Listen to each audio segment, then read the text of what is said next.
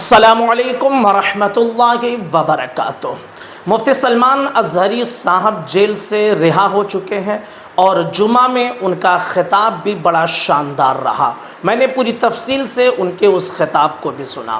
مفتی سلمان ازہری صاحب کے حوالے سے ایک انٹرویو گلی نیوز نے اپلوڈ کیا ہے، اسے بھی سنا اور سن کر یہ یقین ہو گیا ہے کہ واقعی شیر باہر آ چکا ہے۔ اولاً بہت سارے حضرات یہ کہہ رہے تھے کہ شاید مفتی سلمان ازہری صاحب اب اس طرح کے جذبات کے ساتھ تقریر نہ کریں کیونکہ اس طرح کے معاملات ان کے سامنے پیش آئے، لیکن مجھے اول دن سے یہ یقین تھا کہ مفتی سلمان ازہری صاحب جس بنیاد پر انہیں جیل کے اندر ڈالا گیا وہ یقیناً باعزت بری ہو کر نکلیں گے، اور چونکہ حق کی وجہ سے انہیں جیل میں ڈالا گیا تو وہ ضرور حق کا راستہ تو نہیں چھوڑ سکتے ہیں اور حق بولنا وہ نہیں چھوڑ سکتے ہیں۔ تو انہوں نے اپنے اس انٹرویو میں ضرور یہ کہا کہ میں حق بولنا ہرگز نہیں چھوڑوں گا۔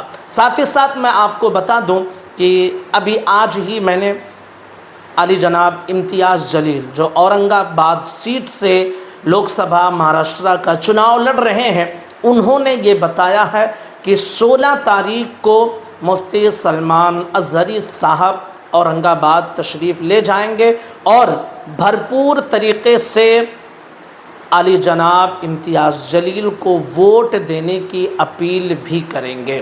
آپ جانتے ہیں کہ ممبئی میں جو بڑی ریلی نکالی گئی تھی اس میں سرکردہ جو کچھ تھے وہ علی جناب امتیاز جلیل صاحب تھے، اور انہوں نے ریلی کے اختتام میں یہ اپیل کی تھی کہ مفتی سلمان ازہری صاحب کو رہا کیا جائے، اور اس کے کچھ دنوں کے بعد سپریم کورٹ سے جو ہے یہ فیصلہ آیا کہ مفتی سلمان ازہری صاحب کو باعزت بری کیا جائے۔ مفتی سلمان ازہری صاحب نے خود انہیں فون کیا، ان کا شکریہ ادا کیا، ان کے لیے آواز جو اٹھائی اس پر انہوں نے شکریہ ادا کیا اور کہا کہ ہم آپ سے ملاقات کریں گے اور آپ کے حوالے سے اپیل کریں گے کہ لوگ آپ کو ووٹ دیں۔ آپ خود امتیاز جلیل کی زبانی ان باتوں کو سن سکتے ہیں۔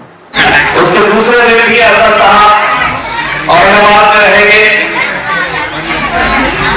14-15 کو اسد صاحب دوبارہ رہیں گے اور 16 تاریخ کے دن ایک بہت عظیم شخصیت اکبر صاحب 17 کو آ رہے تھے، میں 16 کی بات کر رہا ہوں۔ الحمدللہ میرے لیے بڑی خوشی اور فخر کی بات ہے کہ مفتی سلمان ازہری صاحب الحمدللہ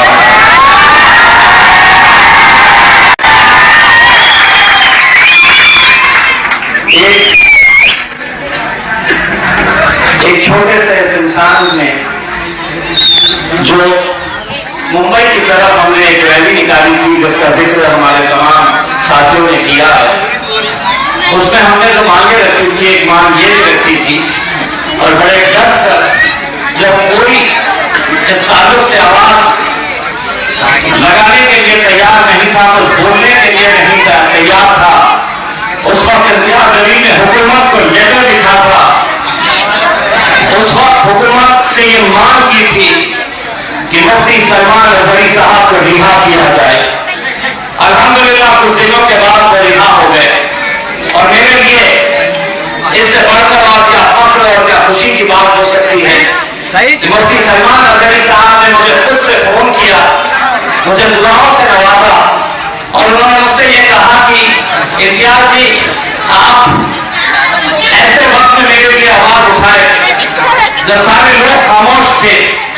میری خواہش ہے کہ انشاءاللہ اس بار آپ اورنگ آباد سے جیت کر آئے، اور میں آپ کے لیے جو کچھ بھی کرنا چاہوں گا آپ مجھے اجازت دیں تو میں اورنگ آباد میں آ کر آپ کے لیے ایک جلسہ لینا چاہتا ہوں۔ الحمدللہ مفتی سلمان ازہری صاحب نے یہ جب پیشکش کی تو مجھے ایسا لگا کہ الحمدللہ اب کتنی بھی آفتیں آ جائیں، کتنی بھی رکاوٹیں آ جائیں، جو ستم ڈھانا ہے ڈھالو، جو الزام لگانا ہے لگا دو، इंशाअल्लाह मुफ्ती सलमान अजहरी साहब की मौजूदगी और उनकी दुआएं मुंबई के विधानसभा तक इम्तियाज जलील को पहुंचाने के लिए काफी है।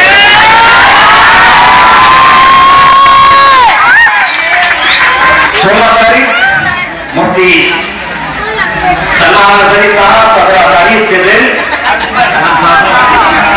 बादशाह अकबर, और मैंने कहा था कि आमखास मैदान के ऊपर वो टेस्ट मैच खेलने के लिए आए थे। 17 तारीख के दिन 2020 खेला जाएगा।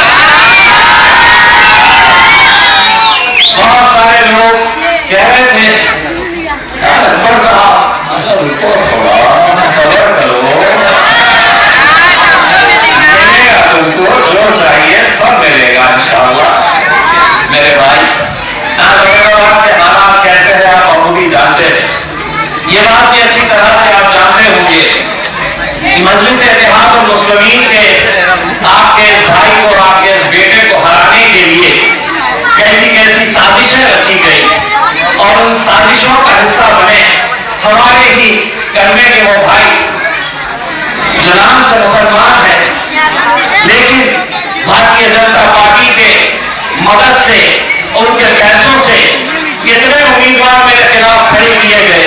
पूरे महाराष्ट्र के अंदर सबसे ज्यादा मुसलमान उम्मीदवार अगर कहीं खड़े किए गए तो वो औरंगाबाद पूर्व में 28 उम्मीदवार मुसलमान खड़े किए गए। 28। ये बेटा खामोश।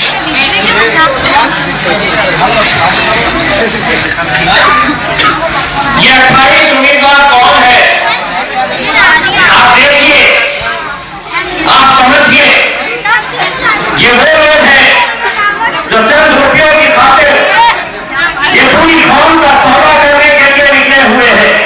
Qadri educational welfare society Taloja face 1 Kharghar new Mumbai. अल्हम्दुलिल्लाह इस सोसाइटी ने तलोजा फेस 1 में मस्जिद की तामीर का अज़्म किया और एक ज़मीन की ख़रीदारी मस्जिद के लिए करनी थी जिसमें 1,20,00,000 रुपए की लागत की ज़रूरत थी।